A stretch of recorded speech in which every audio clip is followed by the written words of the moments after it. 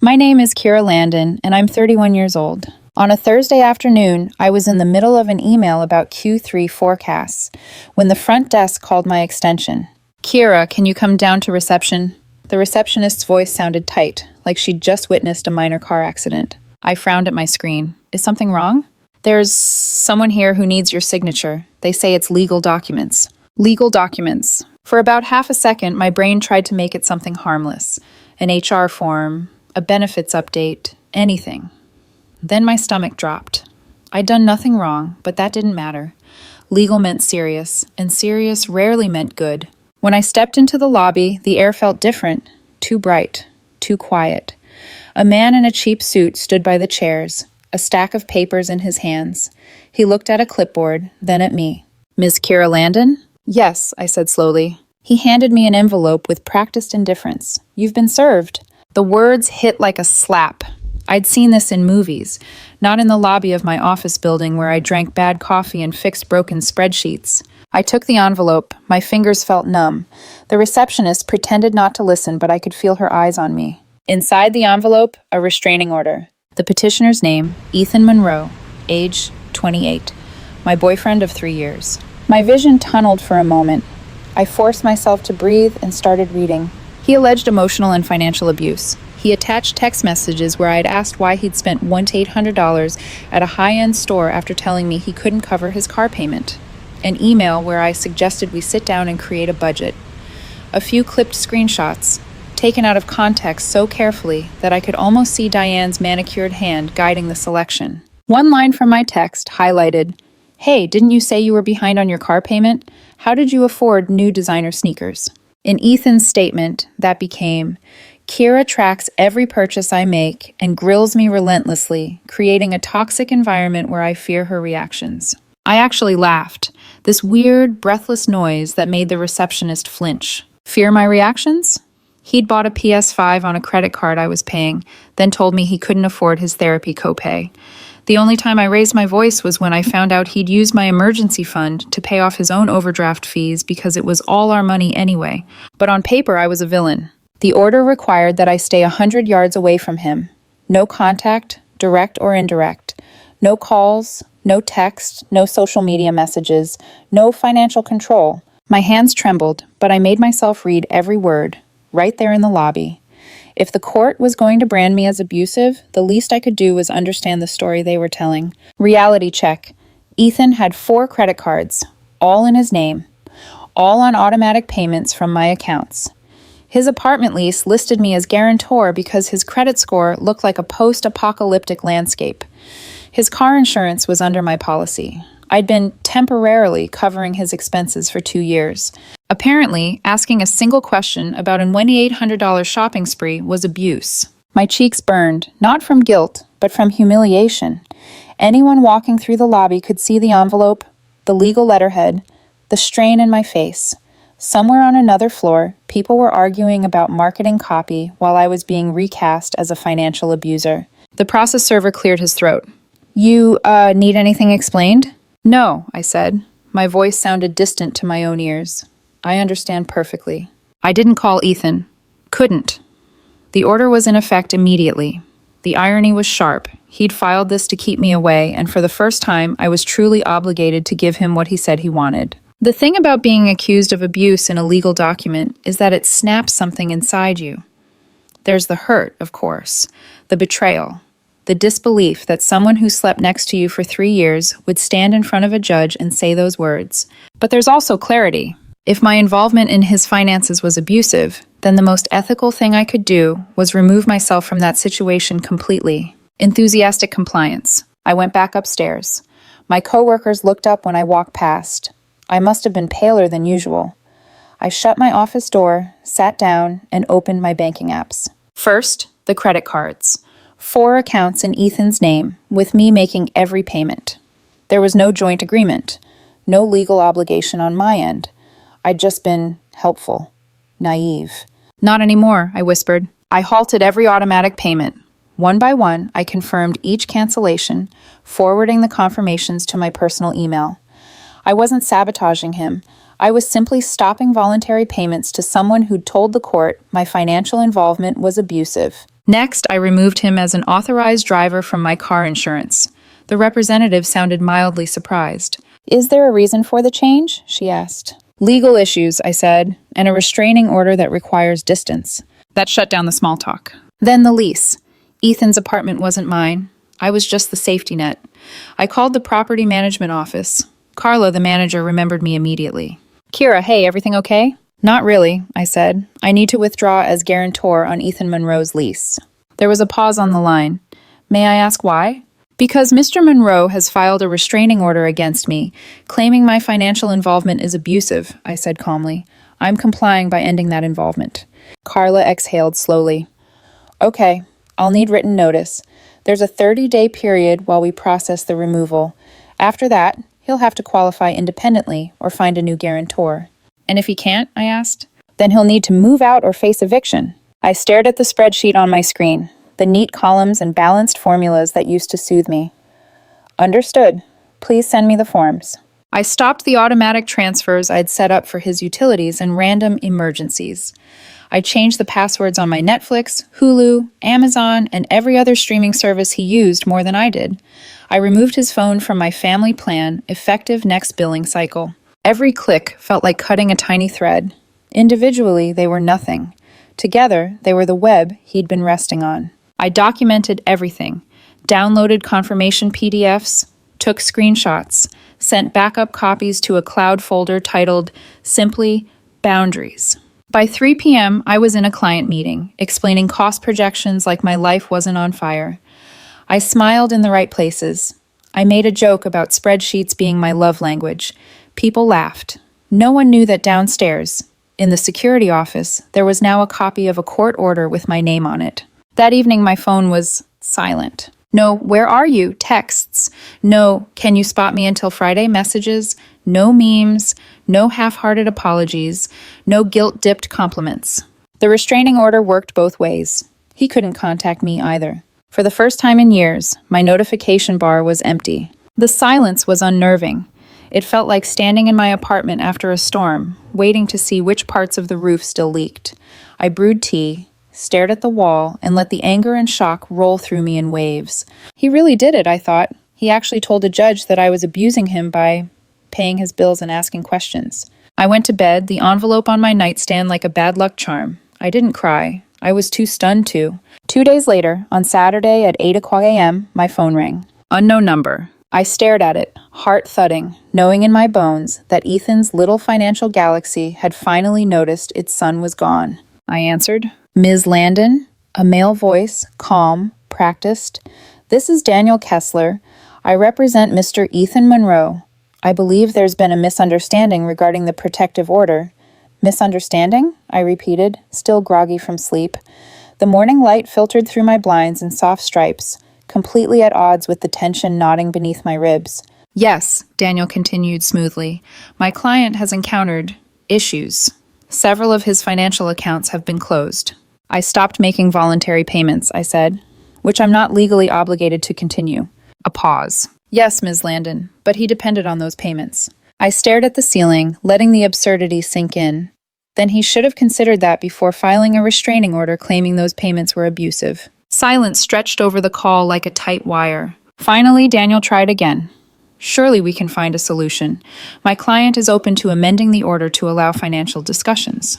"No need," I said warmly. "I'm fully complying with the order. No contact means no contact. That includes no financial support." "But the lease," he said, his voice tightening. "I've already given proper notice to withdraw as guarantor. That's between me and the property management, not him." "This is retaliatory." "This," I replied, "is compliance. He said my financial involvement was abusive. I'm removing myself from that abusive situation. I'm doing what he asked for. Isn't that the entire point?" He inhaled sharply. "Ms. Landon?" "Daniel," I added softly, "enjoy your weekend." I hung up. For a long moment, I sat there in the quiet of my apartment, phone still in my hand.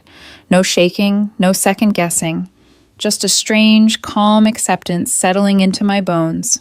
This was the consequence of Ethan's choices, not mine. 20 minutes later, my phone buzzed like a hornet's nest. Not from Ethan, he couldn't contact me, but from his friends. Accusatory texts, dramatic paragraphs about how I'd ruined Ethan's life overnight. Screenshots of Instagram stories calling me toxic and controlling, posted by his best friend Mia, someone who'd spent countless nights on my couch eating the takeout I paid for. I didn't respond to a single one. I just screenshot everything and saved it to a folder labeled Indirect Contact, Exhibit A. A restraining order works both ways. Third-party harassment counts. Hours passed. By Monday morning, the fallout grew claws. At 9:15 a.m., I opened my work email. A formal letter from Daniel. Demand for temporary financial support during transition period. My reply was one sentence. Per the restraining order, I cannot have any contact or relationship with Mr. Monroe, including financial involvement.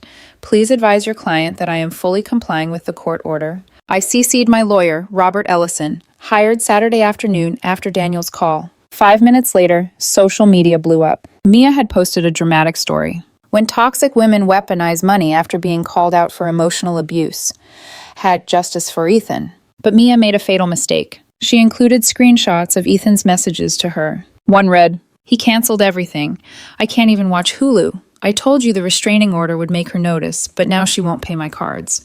Kessler says he can't force her." Another, "This backfired so hard. I shouldn't have listened to Mom." Someone sent the entire story archived to me anonymously.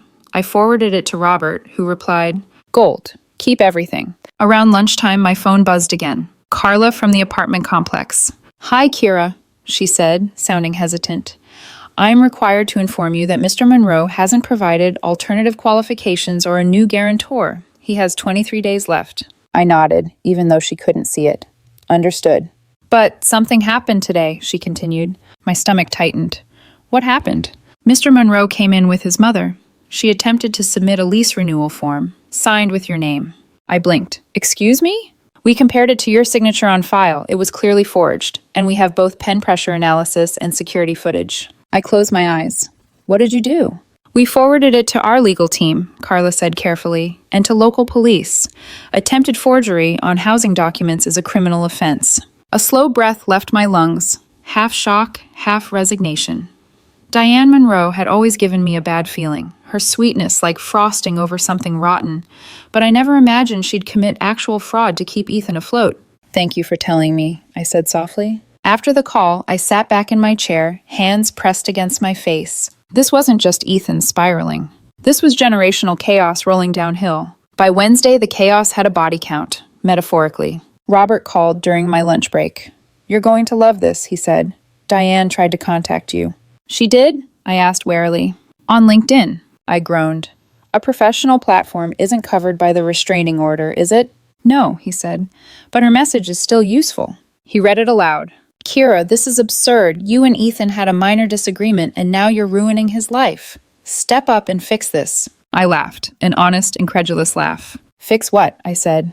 "The financial abuse she accused me of?" Robert chuckled. "This family is a walking deposition." I leaned back in my chair, staring at the ceiling tiles. This wasn't personal anymore. It was predictable, patterned. I was finally seeing the roots of Ethan's behavior, where the entitlement grew from, why accountability felt like an attack to him, how easily he twisted narratives when backed into a corner. Diane wasn't just enabling him, she was teaching him. Thursday morning, things escalated again. Ethan's car was repossessed. Not because of me, because he hadn't made a payment in 4 months. I'd been covering those payments, believing his promises that he'd catch up soon. Without my transfers, the truth surfaced like a corpse in a lake. Mia posted about it on social media. "He took Ethan's car. This is financial abuse." A stranger commented, "If he took the car, that means he was paying for it. How is stopping payment on someone else's car abuse?" Mia deleted the post. By afternoon, the spiral had fully begun. Ethan's credit cards started declining. He'd maxed every one of them out in a 3-day panic spree, probably thinking I'd cave and pay them off like always. Then my phone rang. Daniel again. His tone was strained this time. "Ms. Landon, my client is willing to drop the restraining order." "I don't consent," I said immediately. "What? Why?" "The order protects him." "Exactly," I said. "I don't want him to feel unsafe. The order should stay in place." He made a frustrated noise. "You could agree to a mutual dissolution." "I've adjusted to comply with the order. No need to change anything now." "He'll be evicted." "That's unfortunate," I said, "but I can't be involved in his housing. That would violate the order." Daniel hung up on me. I set my phone down, suddenly exhausted. But underneath the exhaustion, there was something else. Peace. Not happiness, not closure. Just space. For the first time in years, I wasn't financially babysitting an adult man with a savior complex and a mother who forged signatures like it was a hobby. And without that burden in my life, I felt lighter than I expected. Friday afternoon, Robert called again. "You may want to sit down for this one," he said. "Please tell me Diane didn't rob a bank," I muttered. "Close," he said. The forgery charge became official. She was arrested at her Pilates class. I burst out laughing. He continued. "According to the police report, public record, by the way, she's also under investigation for attempting to add herself to your car insurance as Ethan's guardian. Ethan is 28. My jaw dropped. "And," Robert added, voice bright with disbelief, "she also attempted to open a credit card in your name." I rubbed my forehead. "That's identity theft." "Exactly, which is why the charges escalated." I exhaled slowly. This wasn't a breakup. This was an extraction from a collapsing ecosystem built on entitlement, fraud, and manipulation. And I was finally out of it.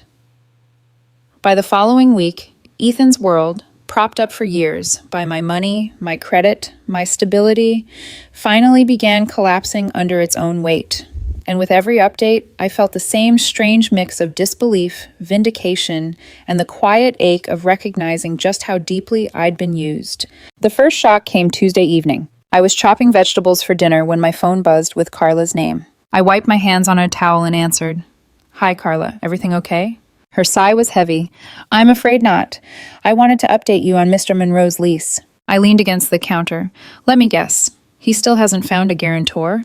"No, and he came in today, with his mother again." My shoulders tensed. What happened now? "Diane tried to argue that you were secretly still supporting him and that the forgery was a misunderstanding. When we didn't buy it, she caused a scene in the lobby. Security had to escort them out." I pressed my lips together. Diane had always struck me as the sort of woman who believed the world owed her daughter a cushioned life, and that other people existed to provide it. "Thank you for letting me know," I said softly. After we hung up, I just stood there for a moment, the knife still in my hand, the onions forgotten on the cutting board. I used to think Ethan's irresponsibility was immaturity. I used to think Diane's overinvolvement was smothering love. Now I saw the truth clearly. It was generational manipulation masquerading as helplessness.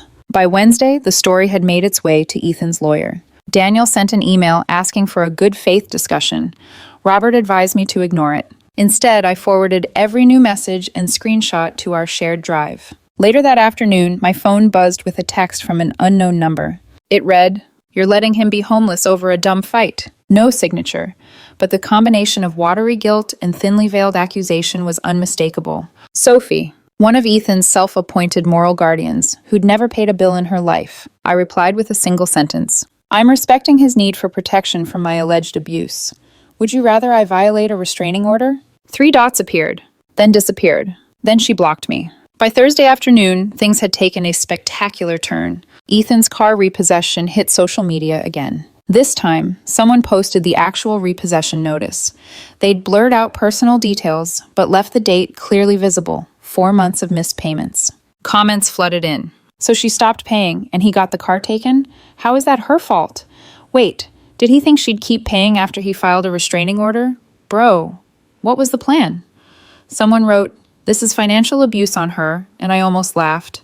It was the first time strangers had gotten it right. Friday morning, my phone rang again. Unknown number. I braced myself before answering. "Ms. Landon?" a deep voice asked. "This is Sergeant Allen from the County Police Department." My stomach lurched. "Is this about Diane?" "Yes, ma'am. I'm calling to inform you that additional charges have been filed." I closed my eyes, already expecting the worst. "She attempted to open a credit card online using your social security number. The application was flagged and is now part of the ongoing investigation." "Of course it is," I murmured. He cleared his throat. "We may reach out again if further statements are needed." "Understood," I said. When I hung up, I pressed my palms against my eyes, equal parts exhausted and weirdly liberated. The truth was undeniable now. Ethan wasn't just irresponsible. He was raised to avoid consequences at all costs, and to let everyone around him absorb the fallout. I was just the latest in a long line of shields, and I was the first to step away. Later that afternoon, I got a LinkedIn message. Not from Diane this time. From a man named Richard Monroe. My chest tightened. Ethan's father. His message was brief. "Kira, I'm not calling about reconciliation.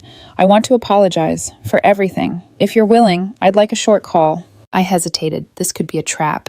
But Robert said a call was permissible as long as Ethan wasn't involved. So I agreed. Richard called that evening. His voice was weary, like someone carrying a decade-old bruise.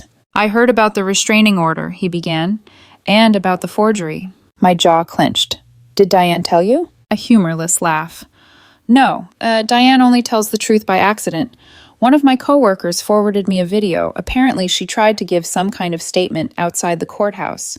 It's circulating in legal circles as an example of what not to do." I sat on my couch, stunned. "She held a press conference?" "Oh, yes," he said dryly. "Claims she forged documents because she was protecting Ethan." I rubbed my forehead. "That sounds right." "Kira," he said, voice softening. "I'm calling because I went through this exact nightmare with Diane during our divorce.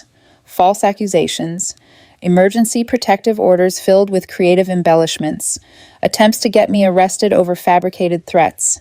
She even forged my signature on a loan once." My breath caught. "She did the same thing to me," I whispered. Part of me had known it, but hearing it confirmed was unsettling. "Ethan grew up watching that," Richard said. "He learned that when things go wrong, you blame the person who cares the most. You use people until they break, and when they push back, you paint yourself the victim." A cold wave washed through me. "He did this to a previous girlfriend too," Richard added quietly. "Filed a protective order when she threatened to leave. Claimed emotional abuse. Her family forced him to drop it when they pulled school records showing Diane had tried the same tactic years prior." My heart sank. "Why didn't anyone tell me?" I asked softly. "You seemed so happy with him at first," he said. "I hoped maybe he'd changed." He exhaled slowly, "But I should have warned you." I pressed my fingers against my eyes. "Thank you for telling me now." "You're doing the right thing," he said. "Don't give in. The Monroes escalate until someone refuses to play anymore. Then they latch onto the next person." When we hung up, I sat in the dim glow of my living room, every word echoing in my mind. This wasn't a breakup. This wasn't even betrayal. This was a generational cycle of manipulation, and I had walked right into it because I mistook chaos for charm, helplessness for vulnerability, and neediness for affection. But I wasn't trapped anymore. That night, I signed up for a baking class I'd put off for years. I bought myself the expensive coffee maker Ethan always complained took up too much counter space. I spent an hour recalculating my monthly budget and realized I had an extra $3,500 a month I didn't have before. I slept better than I had in months. Not because everything was resolved, but because, for the first time, Ethan's problems were finally his. 3 weeks after the restraining order, the situation detonated in a way only the Monroe family could engineer. Loud, messy, dramatic, and entirely self-inflicted. It started with a phone call from my mother. I was leaving my building after work when her name lit up my screen. "Mom?" I answered. Her voice was vibrating with a mix of amusement and fury. "Mija, guess who called me today?" I froze on the sidewalk. "No." "Oh yes," she said. "That boy, Ethan." I pressed a hand to my forehead. "What did he say?" "He said you wouldn't talk to him because of a misunderstanding and asked me to convince you to meet him privately." The audacity physically weakened me. "And?" I asked, bracing myself. My mother snorted. "I told him, you filed legal documents saying my daughter abuses you. Do you want her to violate a restraining order? Are you out of your mind?" I couldn't help it. I laughed, right there on the street. Mom continued. "He said it was his mother's idea, something about needing space and wanting to show you how serious he was about the relationship." The laugh died in my throat. Wanting space from my questions, not my money. Wanting to scare me into silence, not lose the credit line he treated as an organ. And when I told him that, Mom said, he hung up on me. I rubbed the bridge of my nose, equal parts exhausted and strangely vindicated. "Thank you, Mom." "Mija," she said firmly, "you dodged a missile. Not a bullet, a missile." I believed her. The next escalation came on day 24 of the 30-day notice period. I was in my office when security called. "Ms. Landon, there's someone here insisting they need to speak with you." My pulse tightened. "Who?" "Mr. Ethan Monroe." The air froze. "He's here in the building?" "Yes, he's crying and trying to get past the front desk." I shot to my feet. "Do not let him through. There's an active restraining order. Call the police." There was a pause, then I hung up, heart hammering so hard it made my vision swim. Downstairs, a scene unfolded that half the building ended up whispering about for days. Ethan, red-eyed and frantic, insisting, "I just need one conversation." Security blocking him firmly. Reception trying to calm him down. Employees filming from behind potted plants. By the time police arrived, Ethan was hysterical. He kept shouting, She ruined my life. She has to fix it. And you don't understand. She can pay for everything. And the worst, she owes me. Every word cemented the truth. He didn't miss me. He missed the resources. The moment the officers cuffed him for violating his own restraining order, he sobbed like a child. They escorted him out past the glass doors, still crying, still begging, still blaming. He spent the night in jail, not because of me, but because he couldn't follow the rules he weaponized. The irony was so sharp it felt like satire. The following morning, my phone buzzed again. Carla. Kira. Ethan was officially evicted today, she said gently. He has 48 hours to vacate. I exhaled slowly. Did he find new housing? No. He applied to several complexes, but the combination of credit checks and the recent arrest, well, he was declined everywhere. I nodded, even though she couldn't see. I understand. There was a pause. I'm sorry it ended like this. I wasn't. Not anymore. And then, because the Monroes never do anything quietly, Diane decided to hold a press conference. Yes, a press conference. Outside the courthouse, wearing oversized sunglasses and an outfit that screamed aspiring politician. 3 reporters showed up, likely because the day was slow. She stood behind a portable podium. Where did she even get that? And launched into a speech about financial abuse, predatory women who control men with money, her daughter's bravery in standing up to emotional manipulation. It was almost impressive, her ability to lie with such conviction. But then a reporter raised her hand. Ma'am, are you not currently under indictment for identity theft and forgery? Silence. The cameras continued rolling. The reporter added, court records show you attempted to forge Ms. Landon's signature multiple times and open credit lines in her name. How is that not financial abuse? Diane visibly cracked. That was irrelevant, she sputtered. I was protecting my son. By committing fraud? The reporter pressed. The press conference ended in under 5 minutes. The footage didn't air on mainstream news, but it flooded legal TikTok and Reddit. One attorney titled it, Fog, Fraud, and Forgeries, a masterclass in what not to do. That weekend, I ran into Mia at the grocery store. She spotted me before I saw her and immediately tried to duck behind the produce aisle. Mia, I said calmly, catching up. She stiffened. Oh, hi. How's Ethan? I asked evenly. Her expression twisted. He's living with his mom, working retail now. That's good, I said sincerely. He needed stability. She swallowed. He really cared about you, you know. I tilted my head. He filed a restraining order to avoid a conversation about his spending. That was Diane's idea, Mia blurted. She said it would make you take him seriously. Not his lies? I asked gently. Not his overdraft fees? Not the rent I covered for 2 years? Mia's mouth opened, then closed. It sounds bad when you say it like that, she mumbled. I raised a brow.